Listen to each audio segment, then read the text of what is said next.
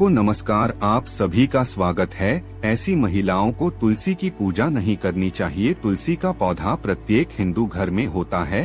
प्राचीन ग्रंथों में तुलसी के पौधे का महत्व बताया गया है। यह पृथ्वी पर स्थित सभी पवित्र वनस्पतियों में से एक है। तुलसी का पौधा कई प्रकार के रोगों का नाश करने वाला तथा सकारात्मक ऊर्जा का संचार करने वाला है। तुलसी का पौधा घर में होने से सुख, समृद्धि, ऐश्वर्य की प्राप्ति होती है और घर से रोग और बीमारियां दूर रहती है। इसी कारण प्राचीन ऋषि मुनियों ने तुलसी की पूजा करने का विधान किया गया है। रोज अगर कोई व्यक्ति तुलसी के पत्रक आता है तो वह कई प्रकार के रोगों से दूर रहता है। यह मनुष्य के स्वास्थ्य की दृष्टिकोण से भी गुणकारी औषधि है और आज का विज्ञान भी इस बात को मानता है। लेकिन शास्त्रों में तुलसी के पौधे से जुड़ी कुछ ऐसी मान्यता है जो तुलसी का पौधा लगाते समय ध्यान में रखनी चाहिए। तुलसी का पौधा किसी भी बृहस्पतिवार को लगा सकते हैं। तुलसी का पौधा लगाने के लिए कार्तिक का महीना सबसे उत्तम होता है। कार्तिक महीने में तुलसी के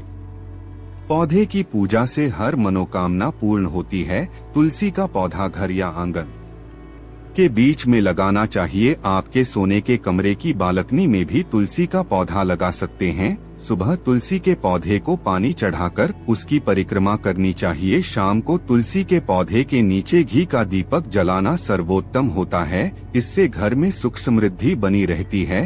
तुलसी पूजा में भूल कर भी ना करें। यह गलतियां धार्मिक मान्यताओं के अनुसार तुलसी को लेकर कुछ विशेष नियम बताए गए हैं जिनका ध्यान रखने से खराब किस्मत भी चमक जाती है। तुलसी के पत्ते हमेशा सुबह के समय तोड़ने चाहिए। रविवार के दिन तुलसी के पौधे के नीचे दीपकनाथ जला है। भगवान विष्णु और उनके अवतारों को तुलसी दल जरूर फिट करें। भगवान गणेश और माँ दुर्गा को तुलसी कतई ना चढ़ा है।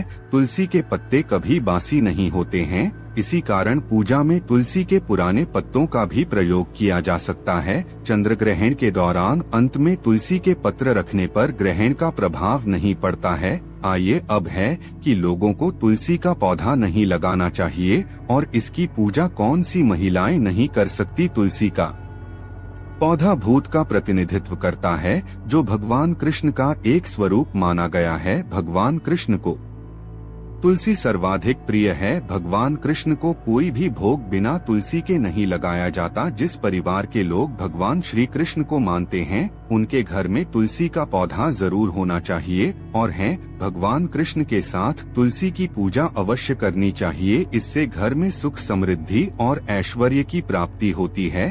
तुलसी को परम वैष्णव माना गया है, अर्थात यह भगवान विष्णु का प्रिय पौधा है। जिस प्रकार भगवान विष्णु जी की पूजा में तांत्रिक चीजों का इस्तेमाल नहीं किया जाता, उसी प्रकार तांत्रिक क्रिया करने वाले लोगों को अपने घर में तुलसी का पौधा नहीं लगाना चाहिए। यह शुभ फल देता है, अर्थात जिस घर में मांस पकाया एवं खाया जाता है ऐसे घर में तुलसी का पौधा नहीं लगाना चाहिए। भगवान विष्णु के भक्तों के लिए मद्यपान वर्जित माना गया है।